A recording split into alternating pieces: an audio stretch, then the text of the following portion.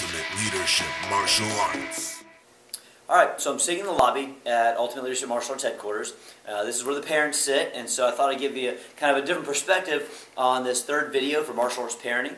And we're going to talk about challenges. And a lot of times, a lot of the action happens on the mat, and the challenges might even start right here in the lobby when your child doesn't want to go out into class, or just getting them in the door sometimes can be a challenge, or when they leave the floor after something like not breaking a board at testing, or not wanting to spar. A lot of times parents, you have to deal with some challenges right here in the lobby. So I thought, what better way to do this than get my cup of coffee, have a seat where you guys sit, and just kind of go through a couple things, almost like a conversation with you about just facing challenges that your children are having in our program.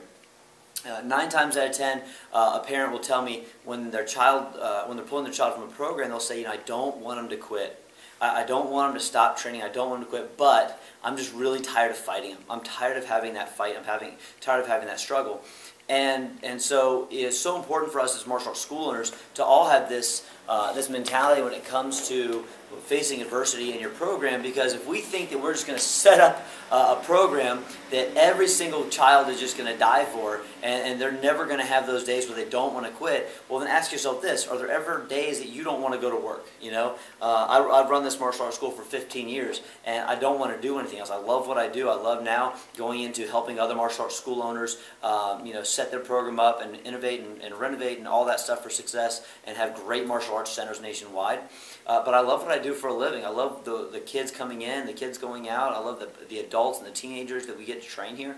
But there's still those days, getting back on track, still those days that I don't necessarily want to come to work. Okay, I'm sorry if I just burst your bubble, but there are those days, There's those days, just like for you, you just want to sit around and watch TV, or you want to go on a trip, or you want to go out with your friends, or whatever. There's always that hesitancy to, just fully dive straight in, right? Well, the kids are going to be the same way. The adults are the same way. Teens are the same way when it comes to training.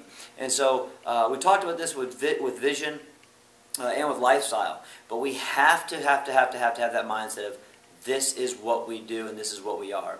We are the parents. I mean, you're watching this if you're watching this as a parent. I've got 4 girls, and yes, this is what I do for a career. But Master Dave Kovar said something really awesome in one of the seminars he taught for us. Was there's 2 things all children should know how to do: protect themselves and swim. They should be able to swim, so they should have the confidence to swim if that was ever something they would have to do to protect themselves and save themselves. And they should know martial arts.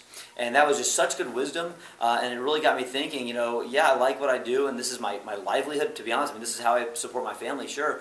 But when he said that, it just put so much more of a priority on what I do every day. Kids should know how to swim, and they should know martial arts. They should know how to protect themselves. They should have that confidence. And so when he said that, I almost felt an obligation to put these videos out and to talk to parents and just say, let's have this conversation. Let's not do this thing where he wants to quit and we're just going to slowly pull him out of the program, or we're going to make it seem like, there's something else going on. Let's just face the facts that we are going to have adversity, we're going to have challenges. And there is that 6 to 10% of your students, of our students, that they come into the program, and there's never a time they say, I don't want to go to class today. There's never a time they say they want to quit, okay? And maybe it's more like 4% that really make it to 2nd degree and 3rd degree and 4th degree. They really stay with it, and they're really solid with that. That's awesome. But the other 96% of your students, of our students, we want to make sure are really super solid, and with the understanding that there are going to be those times. There's going to be that day. There's going to be that testing. So here we go. Let's jump in before I get too far. So adverse situations, adversity when it comes at you in an event. Didn't break your boards. Didn't pass your testing for some other reason. Sparring for the very first time, and just the nerves that go along with that sometimes are just going to be there. So, as a parent, what do? We're sitting in the lobby, we're watching our child, and all we want to do is go out there and break the board for them. All we want to do is go out there and remind them, keep their hands up. All we want to do is tell them it's going to be okay. But what children see is, think about their school week. They see Friday. No matter what day it is, they see Friday at 3 o'clock. That's all they can see, because that's as far as they can see. So it's our job to look ahead. It's our job to see beyond, he didn't break his board today. what should I be ready for the next time it's time to go to class? Oh, remember he didn't break his board last time, or maybe he got popped a little too hard in sparring last time. It doesn't happen often, but when it does, what happens the next time? We should be ready to have that conversation with them to say, I know this happened last time, but it happened one time out of 100 classes you've been to. The other 100 classes, the other 99 classes were awesome. You came out with your stripe. You broke your board. Remember that one time that Mr. Mershad held that board for you? We want to be ready for these conversations instead of, oh, another fight with my child. I have this too, by the way, another fight with my child about this. It's not them wanting to fight. It's not them wanting to be difficult. It's that psychologically there is something going on because they had a challenge. They hit a wall, and it's our job to help them bust that wall down. So we want to be ready for that conversation. We want to be able to say to them, yeah, that stunk. That was a bad situation for you, and I see where that was hard. But here's the deal: you've broken that board before, or other kids smaller than you have sparred, and they're okay. So let's let Mr. Mershad or your instructor know that. You're nervous about this, and he can pair you up with somebody else for the first couple times to get used to it. Whatever the adversity is, we want to make sure we're ready for it, okay? That's the situational one. So we're sitting there watching, we see it happening, and we just really want to help them. The other ones that are more prevalent are the ones that happen over time, where he doesn't want to go to class maybe one day, and then you don't make him go to class. And that's okay sometimes. I do the same thing. But the next time he says, I don't want to go to class, it's easier to say, okay, well, let's just stay home today. And so I think it's okay from time to time to say, all right, we're not going to go today, but here's the deal. We are going to go tomorrow and Saturday. So just, because this is what we do. This is part of who you are. You're a martial artist. So we want to be ready for that and schedule that in. But we want to be more and more, less and less lenient, I should say, on letting them just skip their day. So if their days are Wednesday and Saturdays, then Wednesday, Saturday, we go to Taekwondo. And we just do that. We go to our classes. And so kind of being prepared for that. Consistency is what drives them. Every day they go to school. They have their lunch at a certain time. They have their classes at a certain time. They have their structure in their lives, and they understand structure. When something else interrupts that structure, then they're more susceptible to feeling like there's something bad associated with it, okay? And it's really important to understand. So when it comes to classes, when they're consistently training, and your mindset, their mindset is martial arts is what you do. You may play soccer, you may play baseball, but you're a martial artist at heart. They're less likely to want to drop out or to say, I want to quit, because they're not going to have a choice. They don't say, I want to quit school. Or they know that's not a reality. If they do say it, they know that they can't fight with you on what you feed them for dinner. So we want to make sure we understand that it's going to happen to most students. So again, being ready for that challenge is what's so important with this, okay? Black belt and beyond. Our mission at our school is to have high-level, athletes, but our vision is to one day have 200 actively training black belts. And to have 200 actively training black belts, that means our black belts can't just say, I want to get my black belt. Because getting a black belt is an end, okay? Getting a black belt is an end. Being a black belt is part of the journey, though. So making the goal of getting a black belt is not as good as making the goal of being a black belt. So we want to get the black belt and be a black belt and beyond. So what's the goal after that?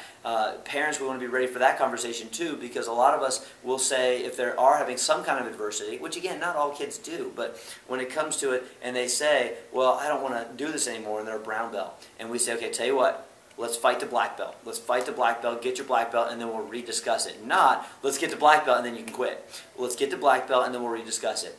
Because I'm telling you, the smile on that kid's face and the look in the parents' eyes when I get to tie that black belt on them is absolutely priceless. And if you're a martial arts school owner, you agree. So parents of any martial arts school, of any martial art, when we get to tie that black belt around that kid, that teen, or that adult that very first time, there's just something about it that is magical. It really is. And so having the conversation after that, being set up of, okay, let's talk about it, your black belt plan now. Okay, you got your black belt T-shirt, you got your black belt, you got your black belt gear, you got your black belt, stuff. We are all set. You're a black belt. Now, what's our plan to get you to 4th degree black belt? To get that, we do 4th degree swords for our students who earn 4th degree. What's your plan to become a 3rd degree? What's your plan? Let's do this. Okay, let's schedule some competitions. Let's schedule some really cool events for you to go to. Maybe a summer camp or training seminars.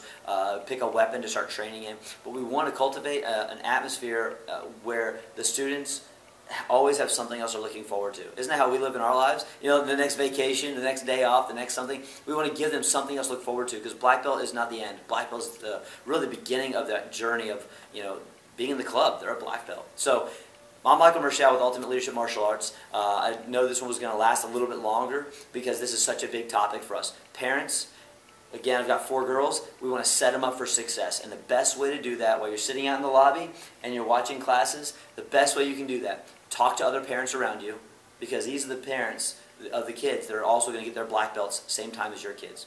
These are the parents that are going to be there so that you can kind of bounce the hardships off of them and say, man, he didn't want to come today. And the other parents say, okay, well, here's what I did. Here's what worked for us. So these chairs that we're sitting in, we want to make sure we're really talking to each other. This is an atmosphere where we're a family in here, okay? You may not like your regular family, but you better like us, okay? And the last thing that we're going to go through, and this will take just a second, you want to help your child get through the challenges, then I'll give you a challenge. If you're not already a martial arts student, don't turn off the video yet. If you're not a martial arts student yet, parents, there's no better time to give yourself a present this year. Get a martial arts uniform. Get into the adult program at your school. Show your child, you know, kind of walk the walk. If they're having a challenge, I tell you what, I'll start classes and I'll get my black belt with you. Okay, let's do this together. I had a mom say, what other activity can you do with your son as a mom? Okay, and a father-daughter, what else can you do?